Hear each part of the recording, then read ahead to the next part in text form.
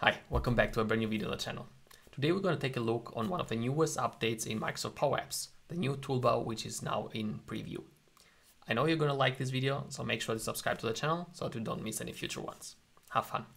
So, as you can see on my screen, we are now in the Power Apps editor, and what you need to do first to activate the new toolbar is to go here on the three dots and then click on Settings, and at the support section of this left side navigation we have here the authoring version. So you need to click on Edit, and to be able to use the new toolbar you need to be on the 82.12 version of Power Apps. Click on that, click on Reload and Apply Version, and then you will be able to select the new toolbar in the Insert drop-down. Let me zoom in a little bit. In the Insert drop-down, in the search box, you can start typing Toolbar, and you see it here that it's in preview. After clicking, it will add this control in your canvas, which we can see here at the bottom. And let me make this right and left side panels a little bit smaller.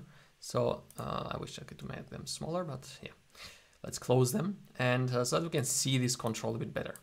So I've placed it here at the bottom of my canvas so that we can open this top section here where we have the items. This is pre-configured, so we can take a look at what items we have at the beginning.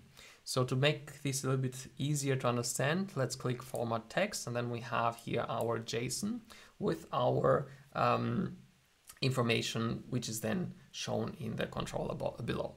So as you can see here, we have this 1, 2, 3, 4 elements, because we have here our 4 buttons that we can click. We have the New, the Edit, the Delete, and the Info button. And as you can see, if I hold down the Alt button, I can hover over the buttons and I can select them. We have also this pop-up, which shows us what each button does. We have also disable buttons, as we will see here in a second. And we also have the option to add more buttons. So let's go back into our JSON control here. And we can see that inside this table we have the item key, which is the new. So this is the key, like a backend name for this button. We have the item display name, which the user sees here, new. Then we have the item icon name, which is add. That's why we see this plus button. Then we have the item appearance, which is primary. Why we have made it primary is to highlight this this button here. No? So you can see here that it has this like a border. It's like in a square. And we don't have it in the next buttons. That's why we can see here that the item appearance is subtle and not primary. No? And we have here also the item icon style, which is regular. No? It's here, for example, we see it, item icon style is for the delete button is filled. No? You can see it here, it's filled, because we have the option to invert the icons. No? So we can either make the border of the icon to have a color and the inside to be like transparent, or the other way around. No? And that's the case with this delete icon. Yeah, and last but not least, we have here the item tooltip, which is what we see when we hover over this item. Now we have here the add new item, and in the other ones we don't have it. So for example, in the edit, we don't see any tooltip because it's up to us to have one. No, we don't have to have one. And let's go and add one, why not? So I'm going to copy this part here and I'm going to paste it in the edit section, and I'm going to say edit item. And now if I hover over the edit button, it says edit item. So we have here the delete button as well, which as you can see, it has an item disabled is equals to true. And if I make this false, then it will be easy clickable. All right. So, but you don't have to have this item disabled equals false. Now, if you don't have it at all, like the buttons before, it will be active. No? So you can use the button. This is just to show you guys what you can do with this control. Last but not least, we have here the info, which is, as you can see, normal. So here, let me showcase you this item icon style from regular to filled. And you will see that it's now filled inside, and then the icon, the eye, is like transparent. It's a matter of taste, and also when it makes sense to have it regular or filled. In this case, because the background is transparent, I will go with the regular one. and I think it looks a little bit nicer.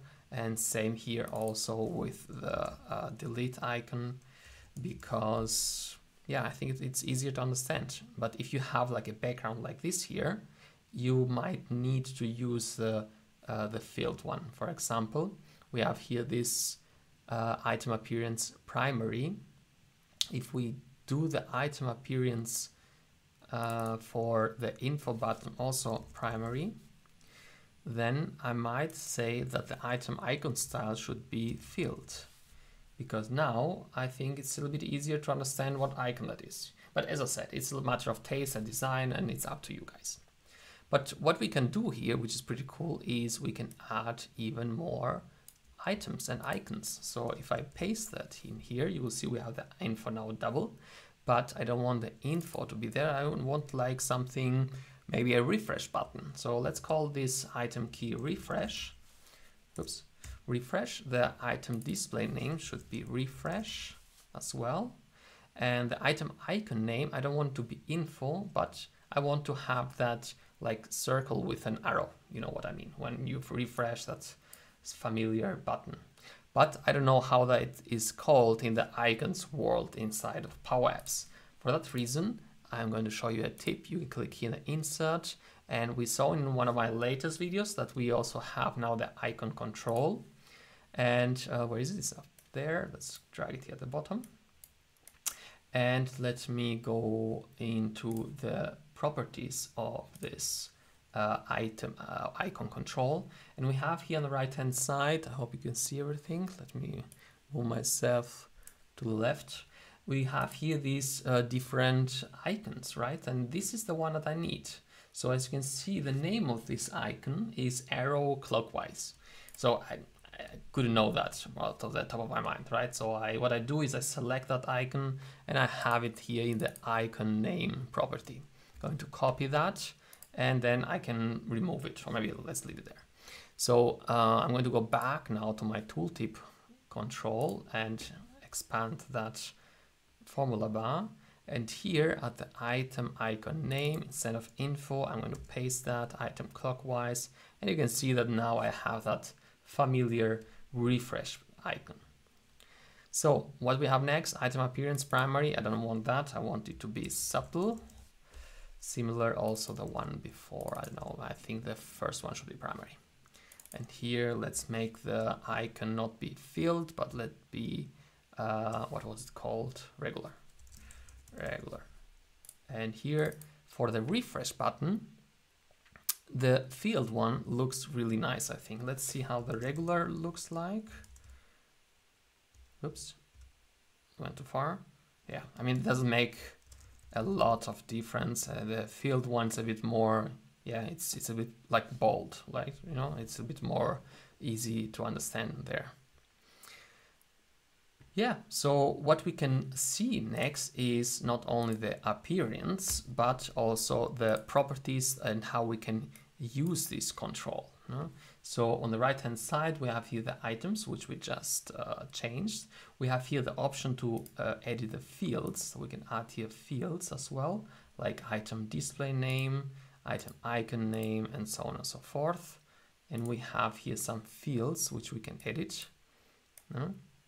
What we have else, like accessibility label, visible, the familiar properties that we know. But what I want to show you is what happens when we add here a text label and we try to grab the selected value of this component. So let's expand that real quick and let's make that smaller. So we have here this component and it's called Toolbar 2. So what we can do with this toolbar is that we can click it, right? So we can select which one is clicked, and we should be able to extract that value somehow, because we have here this notification which says new clicked, edit clicked, and so on and so forth. But to use it in a logic later on in the application, we should be able to extract it somehow, and that we can do by using the name of the control, like toolbar2.selected that, and then we can select one of those properties, right? So the item, either the item appearance, item display name, and so on and so forth. So I'm going to go with the item display name because I want to see which item I have selected here, right? So I selected the edit, it says edit. I select new, it says new. I select delete, it says delete. And then based on this selection, we can then go on and yeah, do maybe something smarter with this property. And there is a lot of information also in the Microsoft Learn or Microsoft documentation about command bar control. I don't know why they called it here command bar control. I mean, here it's called Toolbar. I don't know if they renamed it later because this is from a little bit a while ago. And because it was in the Creator Kit components, right? So it's what's back then was not as a standard tooltip or the standard control in Power Apps yet, as it's now in preview. So yeah, now they have renamed it as Toolbar, and there it is. So I'm going to link that in the video description as well, so that you can take a look. Yeah, so let me know in the comments what you think about this new tooltip feature control in Power Apps, if you liked it or not, and let me know the ideas that you have if you want. And yeah, catch you in the next video. I hope you liked it. Thanks for watching. Bye.